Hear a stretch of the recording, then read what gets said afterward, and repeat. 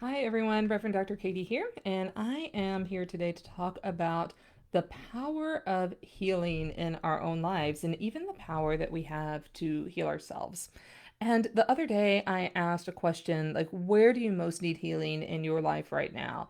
And I so appreciated everyone's responses. Everyone was really heartfelt. Some of you entered into that really vulnerable and brave space, and I was just so heartfelt and heart touched by your willingness to do that. And the things that came up for people were relationships. So you really desire some healed relationships in your life right now. Physical healing. Some of you are struggling with physical health problems right now, and that's really unfun to say the least. I heard desire for healing around concepts around the way we think and experience, for instance, money or abundance, and a desire for healing in that area of our lives. So let's talk about that. How do we begin to access that self healing? As Christians, we know, we acknowledge, we read that Jesus is a healer. The records of Jesus healing people is incredible in the New Testament. Um, Jesus really addressed people where they were, including finances, in terms that Jesus really came to serve those who, if they were hungry, he gave them a way to eat, right? Like with the feeding of the 5,000.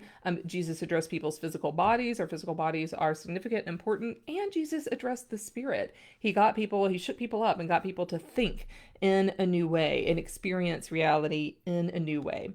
And we also have the power to do that for ourselves. Like Jesus is our example. And then we enter into that relationship of healing for our own selves, for our own bodies, our spirits, and our own minds. So let's talk about maybe how to do that a little bit for ourselves. Um, when I think about healing, like self healing, this can be such a loaded topic because often we have a preconceived idea of how that has to look. So, how many of you have maybe done this before? I know I have. There's a relationship that needs to be healed, and we'll say, but I desire a restored relationship with this person, but I really want them to act like this. I want them to behave like this, and I want it to look exactly like this, and I want to stay exactly the same. So, some version of that, right? I've certainly done that before, right? And we want to direct exactly how that process is supposed to happen. So we say we want a healed relationship, but only if it happens this way and according to my terms, or some version of that, right? You might have done that, another version of that, or you might be the person who's been told exactly how you have to behave, exactly what you have to do in order to have the restored relationship. So we know that human beings are complex, and it never really works that way. So one of the things that we can do is to get rid of the preconceived idea of what the healing we desire in our own lives might look like.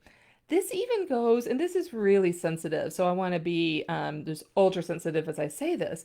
This even goes for things like physical healing. Right. So I'm going to give a really minor example.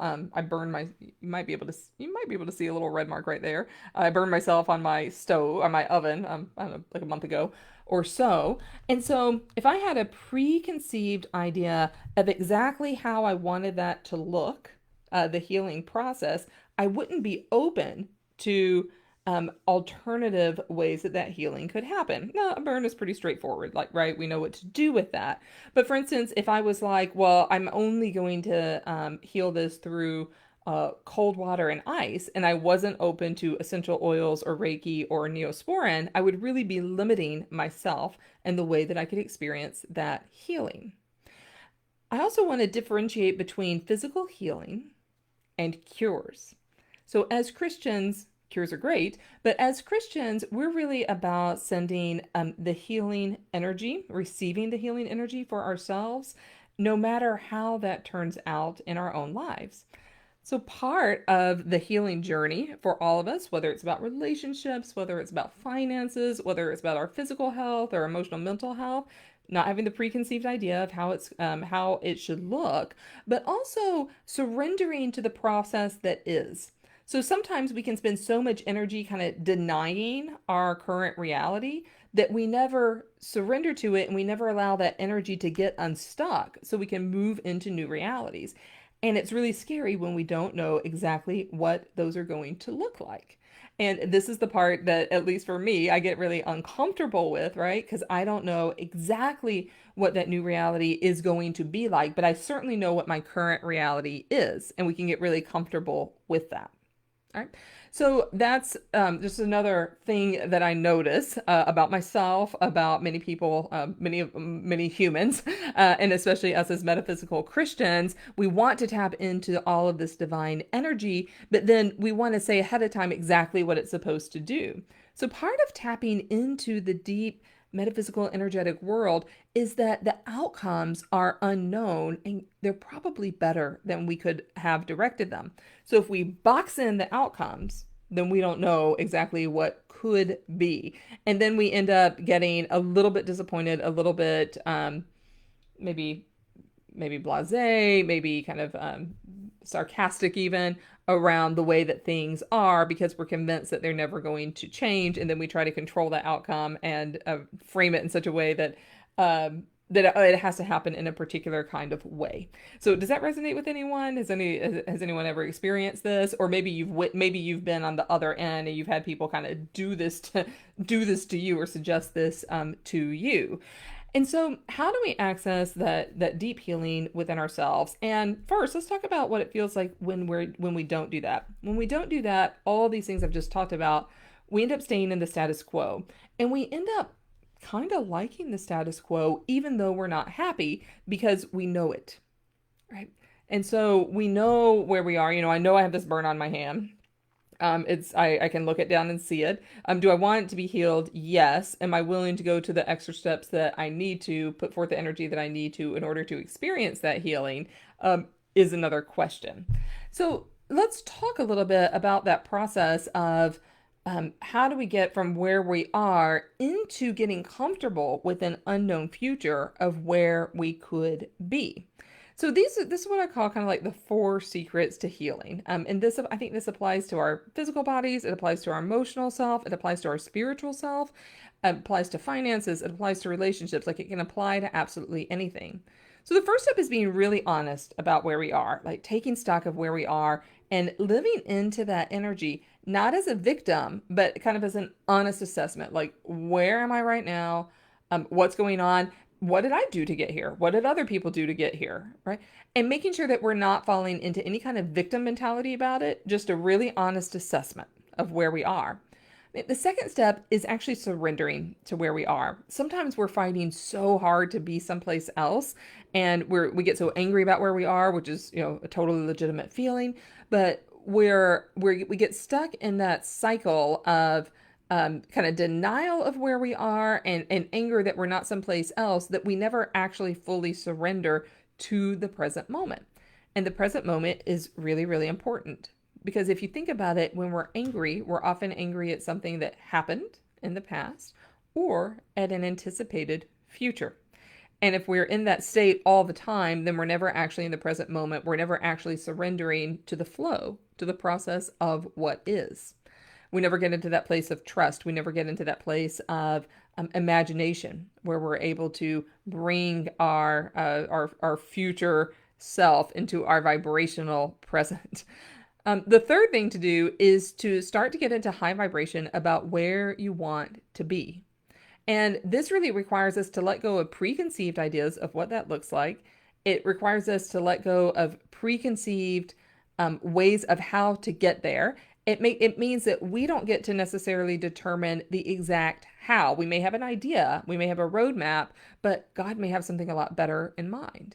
And so surrendering to that process and taking actions when we're prompted to is really, really key. And the fourth thing is, once we find that vibrational space, we have to live in it. We have to be in the present. We have to live in it all the time, as much of the time as we can. And so you can see how this really shifts us from looking at our situation honestly, surrendering to the present moment, living in the present moment, and then we can bring into our space the healing that we desire because we processed all of that anger. We've processed that self-doubt. We've processed all the victimhood mentality around it. And then we can start to take joy in where we are, no matter what the things are that are present that we need to heal, because we've actually surrendered to them. So once we surrender to the things that need healing in our lives, then we have access to enter into the healing space because we're not constantly fighting them. We're not constantly bumping up against them. We're not constantly sending anger or jealousy or victimhood towards them. Right? So we're really sending these things like into union so that they can vibrationally spiral up. And that is how we enter into that space of healing. So what does that feel like? That feels amazing because we know that healing is on its way. We are creating that healing in our own soul space. And when we're creating that healing, we can live with confidence that it is coming our way and that it may look radically different than we thought that it would. Those are the 4 steps on how to shift from identifying the places where we need healing to actually shifting into the vibrational space of receiving that healing and creating that healing space for ourselves. When we do that, when we can do that work, we are doing Jesus' work 1,000%, 1,000,000,000%. When we can do that for ourselves, then we can start to extend it outwards to others. So this is something that I've created in my own life, right? I've I've surrendered to many present moments in order to bring into my life the things that I want. But my life looks crazy different now than I thought it would 10 years ago, even 5 years ago. I had to let go of the preconceived ideas of what it should look like in order to experience the healing that I have experienced and surrender to the present moment and then live into that vibrational present. And that's a choice that I make every single day.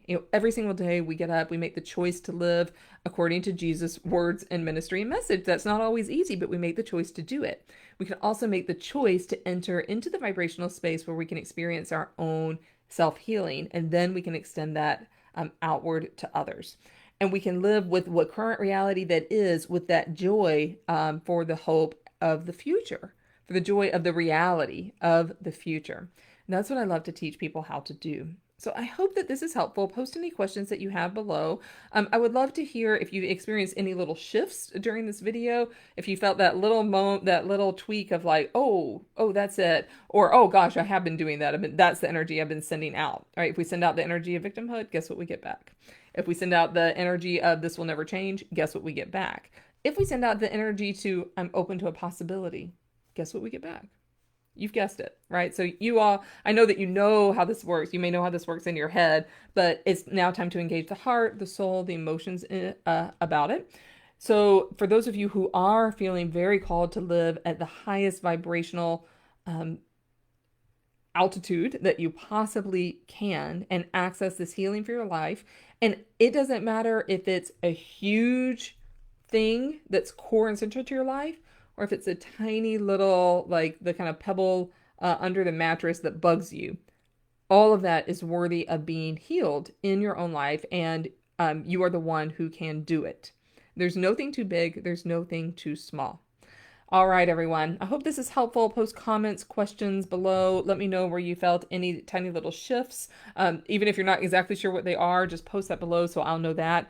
Reach out to me if this is an area where you would like a little more assistance in your life, and I'll be happy to talk with you about what is possible. It's wonderful to see you all.